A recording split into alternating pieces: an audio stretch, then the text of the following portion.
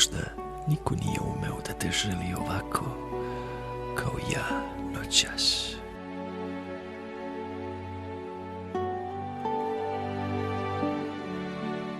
Tvoje ruke bele kao samoća,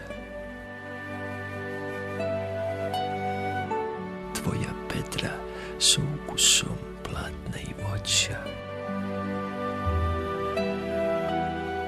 tvoj malo šuštavi glas sa nosom dečačkim pribijenim uz okno vagona, nejasan samom sebi kao oproštajno pismo padavičara.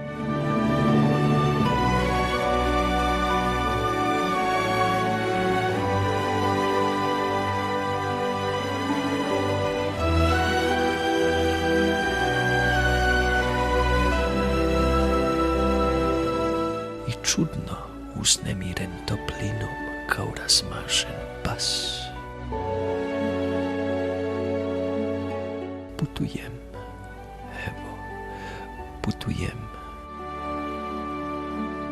da natrpam u glavu još neslućene predele, da drveću poželim najlepšu, laku noć na svetu, da se vratim kao lišće, kao vetar po travnjacima, kao zvezde i ptice, da malo nemam plan, da imitiram klavijature, liftove i okean,